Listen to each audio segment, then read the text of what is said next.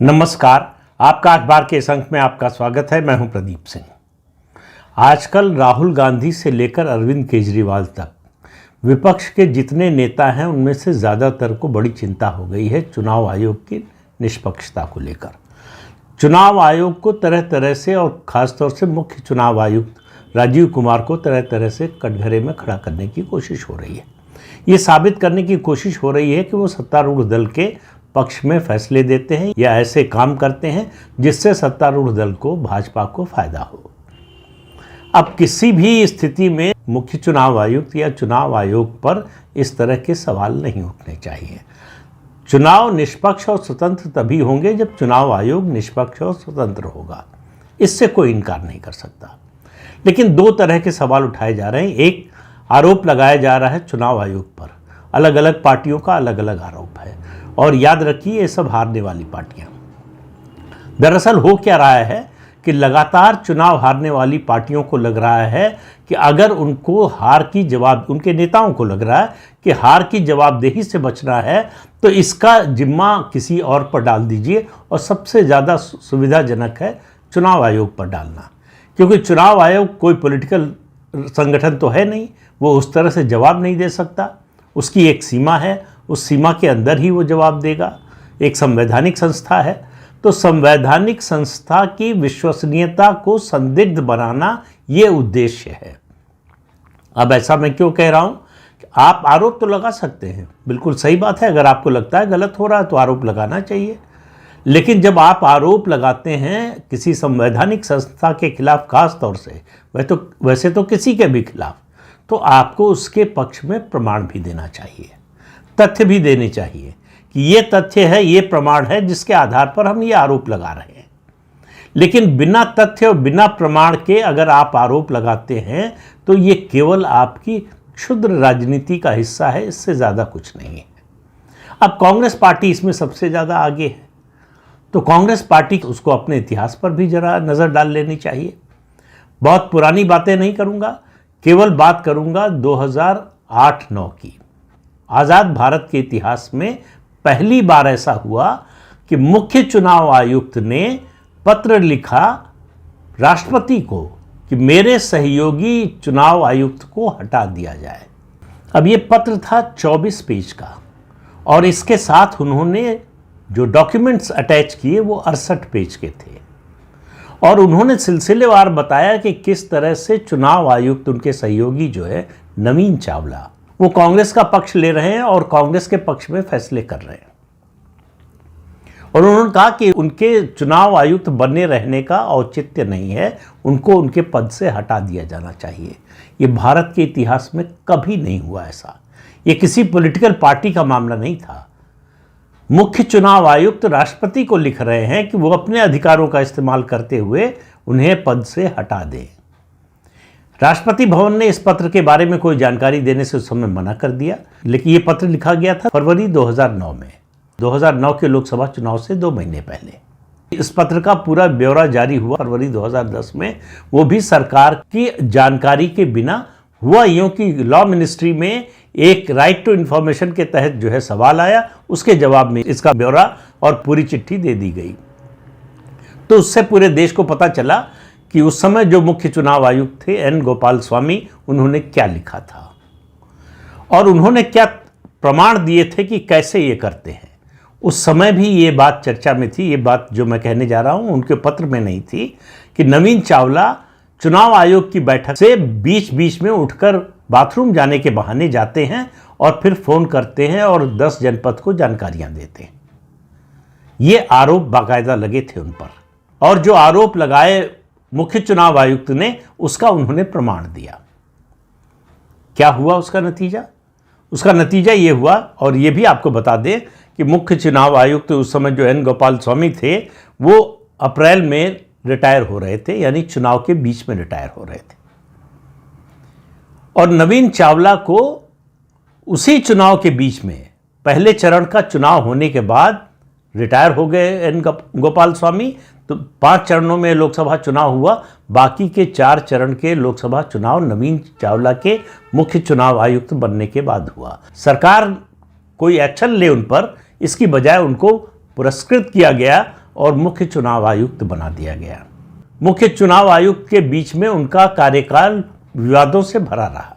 ऐसे व्यक्ति, और ये सबको मालूम है कि नवीन चावला गांधी परिवार के बहुत करीबी थे, तो उसके अलावा और बहुत से उनके साथ मुद्दे जुड़े हुए हैं, लेकिन एक मुद्दे का जिक्र करना ज़रूरी है कि इमरजेंसी के दौरान नवीन चावला आईएएस ऑफिसर थे। इमरजेंसी के बाद जो शाह कमीशन, उसकी जांच के लिए शाह कमीशन ने अपनी रिकमेंडेशन में ये लिखित दिया है कि नवीन चावला जैसे अधिकारी को भविष्य में कोई जिम्मेदारी का पद कभी न दिया जाए।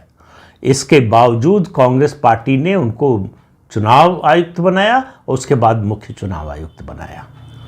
वो पार्टी अगर चुनाव आयोग की निष्पक्षता की बात करे तो ये थोड़ा जो है पचाना मुश्किल होता है कि किस तरह से अपने लोगों को संवैधानिक पदों पर बिठाने की और विवादास्पद लोगों को, संदिग्ध लोगों को कांग्रेस पार्टी ने ये काम किया। इसके उदाहरण भरे पड़े हैं।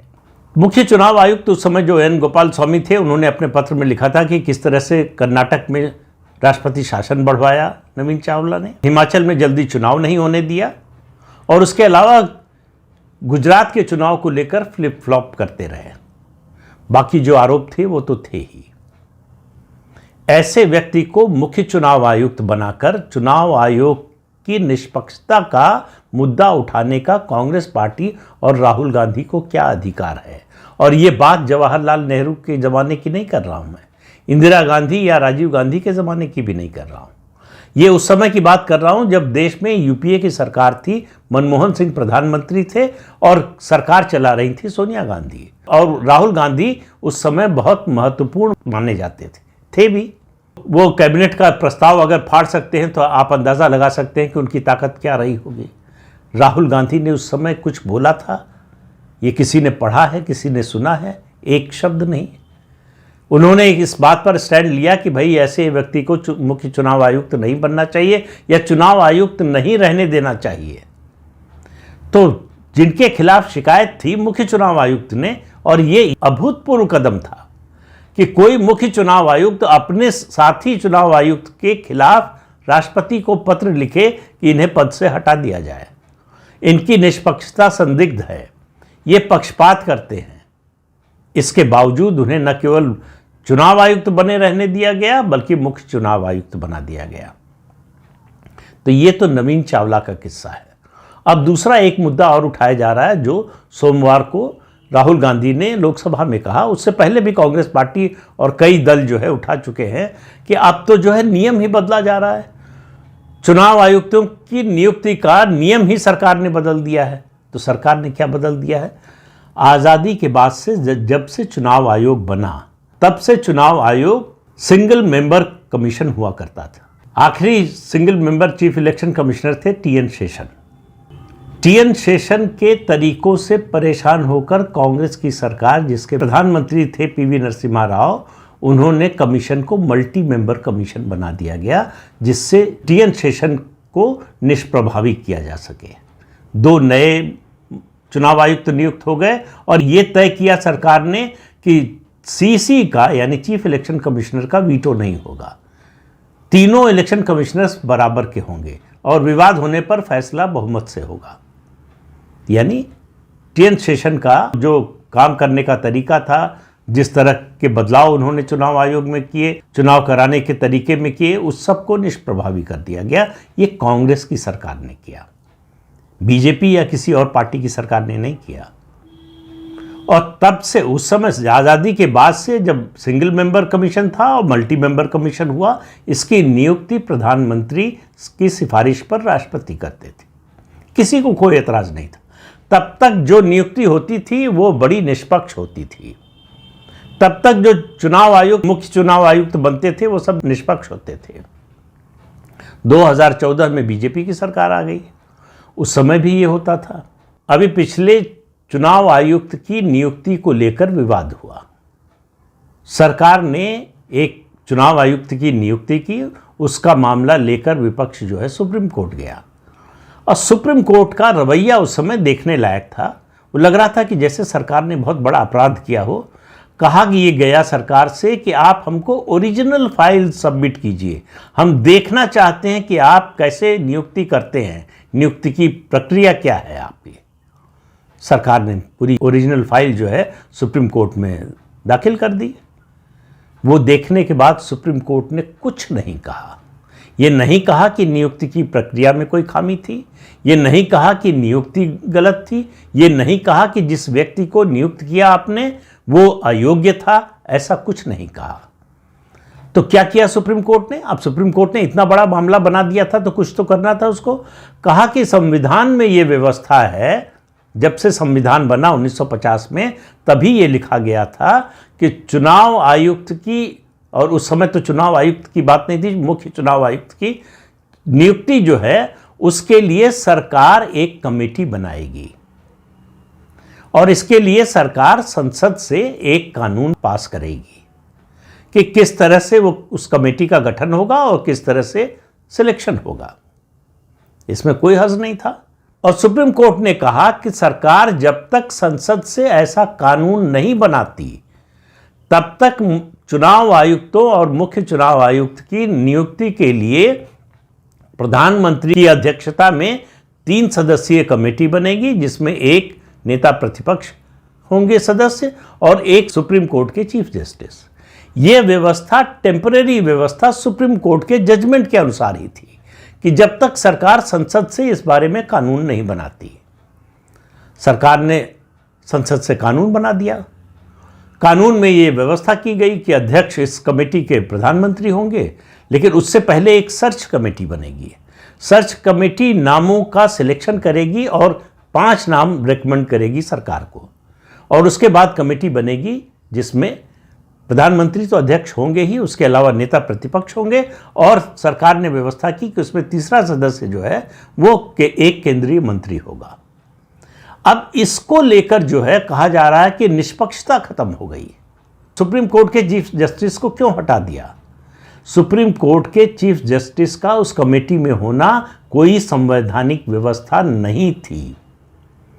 सुप्रीम कोर्ट ने भी ये नहीं कहा कि सरकार जो कानून बनाए उसमें सुप्रीम कोर्ट के चीफ जस्टिस को सदस्य बनाना अनिवार्य है, लेकिन संदेह खड़ा करना था, संवैधानिक संस्था पर हमला करना था, तो इसको मुद्दा बनाया गया। इसको सोमवार को राहुल गांधी ने इसको फिर उठाया कि जो है नियम ही बदल दिया गया। अच्छा, आपके समय में क्या नियम था? इससे कुछ अलग था। कम से कम पहले से बेहतर स्थिति हुई। पहले तो प्रधानमंत्री जिसको चाहते थे, सरकार जिसको चाहती थी उसका नाम भेज देती थी राष्ट्रपति भवन, वहां से आदेश जारी हो जाता था। अब स्थिति यह है कि 3 सदस्यों की समिति है जिसमें प्रधानमंत्री, पहली बार प्रतिपक्ष के नेता को शामिल किया गया है, उसकी भी आवाज़ होगी। अब राहुल गांधी का तर्क जरा सुनिए तो आपको समझ में आएगा कि उनको जनतंत्र की किस तरह की समझ है, उनकी जनतंत्र के लिए उनके मन में किस तरह का सम्मान है। उन्होंने कहा कि फिर से बैठक होने वाली है, मुझे भी उसमें जाना है, लेकिन मैं सोच रहा हूं कि मैं जाके करूंगा क्या। 3 सदस्यों में 2 सदस्य तो एक तरफ होंगे, प्रधानमंत्री और केंद्रीय गृह मंत्री सदस्य हैं केंद्रीय मंत्री के रूप में, तो जो ये लोग तय करेंगे वही फैसला हो जाएगा। सवाल यह है कि जनतंत्र में फैसला तो बहुमत से ही होता है। तो अगर आपको लगता है उस कमेटी में जाकर क्या करेंगे जहां आप अल्पमत में हैं, तो आप संसद में क्यों आते हैं? आप तो संसद में भी अल्पमत में हैं। वही होगा जो सरकार चाहेगी, वही कानून पास होगा, वही कानून बनेगा जो सरकार चाहेगी, वही विधेयक पास होगा जो सरकार चाहेगी। तो फिर आप संसद में भी आना छोड़ दीजिए। जनतंत्र चलता है, पार्लियामेंट्री डेमोक्रेसी चलती है बहुमत के आधार पर। कई ऐसी नियुक्तियां हैं जैसे सीबीआई के डायरेक्टर की हो या फिर चीफ विजिलेंस कमिश्नर की नियुक्ति हो। ऐसी नियुक्तियों में प्रधानमंत्री की अध्यक्षता में 3 सदस्यीय कमेटी होती है जिसमें नेता प्रतिपक्ष और चीफ जस्टिस ऑफ इंडिया होते हैं। उसमें क्या फर्क पड़ जाता है?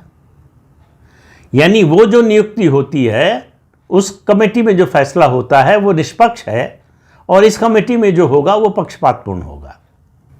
उस कमेटी में भी फैसले में अगर आप देखेंगे जितने फैसले हुए हैं, ज़्यादातर, सबकी बात नहीं कर रहा हूं, ज़्यादातर बहुमत से हुए हैं। उस कमेटी में भी नेता प्रतिपक्ष ने डिसेंट नोट दिया है, बाकी 2 लोग सहमत थे, यानी चीफ जस्टिस ऑफ इंडिया और प्रधानमंत्री दोनों सहमत थे। तो आप कहेंगे कि चीफ जस्टिस ऑफ इंडिया भी प्रधानमंत्री से मिले हुए थे। आपके तर्क से तो यही निष्कर्ष निकलता है।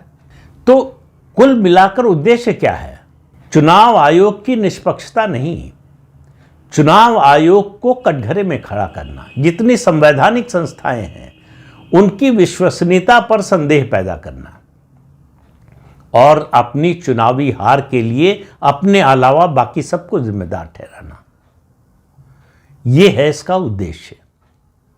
और यह सिलसिला तब तक चलता रहेगा जब तक कांग्रेस पार्टी और विपक्षी दल बुरी तरह से हारते रहेंगे। जिस दिन बीजेपी हार जाएगी लोकसभा का चुनाव, आपको ये सब बातें सुनने को नहीं मिलेंगी। और जब तक बीजेपी जीतती रहेगी तब तक ये सब सुनने को मिलेगा। पहले ईवीएम को लेकर था, ईवीएम को लेकर जो है आपस में ही मतभेद हो गए। चुनाव आयोग ने चुनौती दी, लगातार 3 दिन की चुनौती दी कि ये रखिए ईवीएम, जो कहता है कि हैक की जा सकती है आए और हैक करके दिखाए।